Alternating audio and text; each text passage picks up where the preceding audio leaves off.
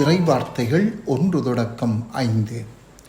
அக்காலத்தில் இயேசு தம் சீடரை நோக்கி கூறியது: பிறர் குற்றவாளிகள் என தீர்ப்பளிக்காதீர்கள், அப்போதுதான் நீங்களும் தீர்ப்புக்கு உள்ளாக மாட்டீர்கள்.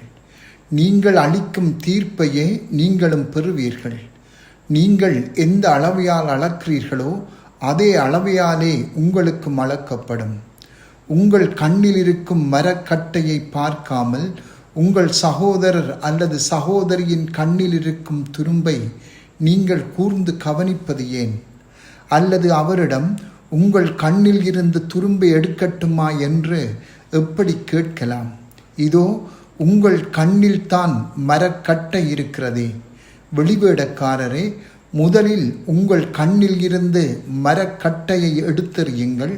அதன்பின் உங்கள் சகோதரர் அல்லது சகோதரியின் கண்ணில் இருந்து துரும்பை எடுக்க உங்களுக்கு தெளிவாய் கண் தெரியும். சிந்தனை: மற்றவர்களை தீர்ப்பிடுவது இலகுவானது.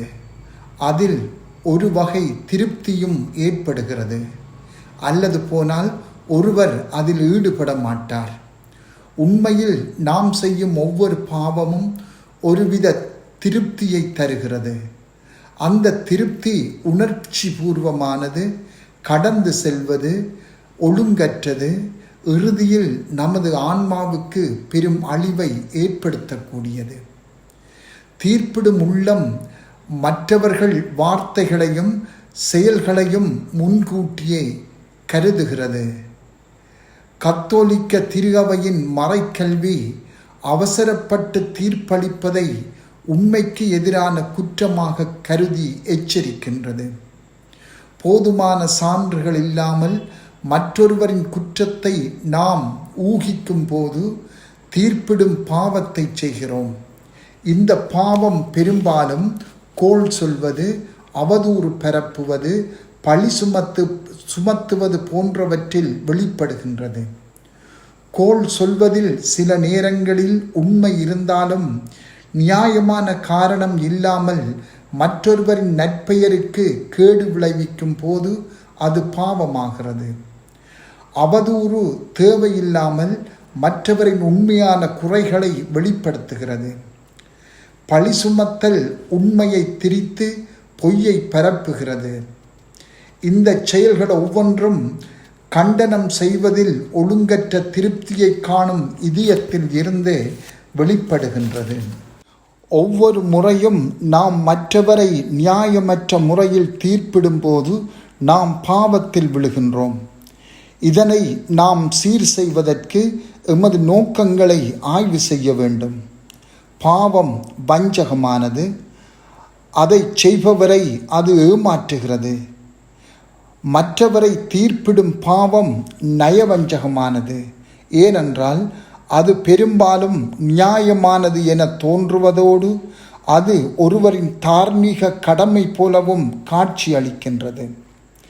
இதுவே மறைநூல் அறிஞர்கள் பரிசேயர்களின் பாவமாகும். அவர்கள் மோசையின் சட்டங்களை தமது பாரம்பரியத்திற்கு ஏற்ப மாற்றி விளக்கமளித்து அதற்கேற்ப மற்றவர்களை தீர்ப்பிடுகின்றார்கள்.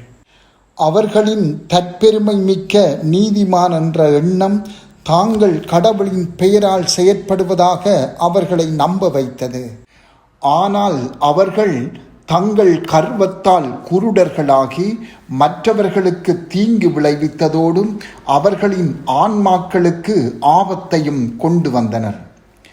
தீர்ப்பிடும் உள்ளத்தை வெற்றி கொள்வது என்பது கடினமானது. அவ்வாறு செய்வதற்கு சீர்குலைந்த உணர்வுகளையும் காயங்களையும் களைந்துவிட்டு கடவுளின் ஒளியின் பக்கம் திரும்ப வேண்டும். இது வேதனை அளிக்கின்ற ஒன்றாகும். ஏனென்றால் நாம் நமது பாவத்தை ஒப்புக்கொள்ள வேண்டும். மற்றவர்களின் வார்த்தைகளாலோ செயல்களாலோ நாம் புண்படும் போது முதலில் நம்முடைய பாவத்தை எதிர்கொள்வது இன்னும் கடினமாகிறது. ஆயினும் நம்முடைய கண்ணில் உள்ள மரக்கட்டையை நாம் முதலில் அகற்றாவிட்டால் மற்றவருடைய கண்ணில் உள்ள துரும்பை நாம் எடுக்க முடியாது. நமது கண்ணில் உள்ள மரக்கட்டையை அகற்றுவதற்கான ஒரே வழி இரக்கம் என்ற அருட்பண்பில் வளர்வதுதான்.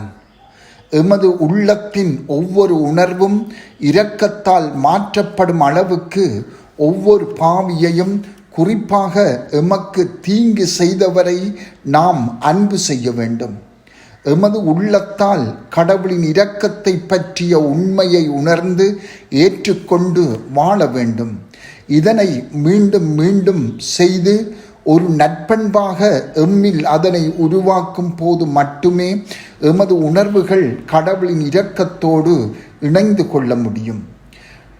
நமக்கும் நாம் தீர்ப்பிடுகின்றவர்களுக்குமான நற்செய்தி என்னவென்றால், இரக்கம் என்னும் அருட்பண்பு நம் மனங்களிலும் நம் விருப்பங்களிலும் மட்டுமல்லாமல் நம் உணர்வுகளிலும் பேராசைகளிலும் ஊடுருவும் போது தீர்ப்பிடுவதால் நாம் பெறும் அரைகுறையான திருப்தியில் இருந்து விடுதலை பெறத் தொடங்குவோம். அதிலிருந்து கடவுளின் ஞானத்தாலும் அருளினாலும் தெளிவு பெற்று மற்றவர்களின் தவறுகளை அவர்களுக்கு அன்புடனும் உண்மையுடனும் இரக்கத்துடனும் எடுத்து காட்ட முடியும். அவர்களை தீர்ப்பிட்டு கண்டிப்பதன் மூலமல்ல, மாறாக அவர்களை அன்பு செய்து கிறிஸ்துவின் விடுதலையில் அவர்களை வழிநடத்த முடியும். செபம். ஆண்டவரே, தீர்ப்பிடும் பாவத்தில் நின்று என்னை விடுவியும். எனது உள்ளத்தை தூய்மைப்படுத்தி உமது அன்பினதும் இரக்கத்தினதும் கருவியாக அதனை உருமாற்றியருளும். ஆமென்.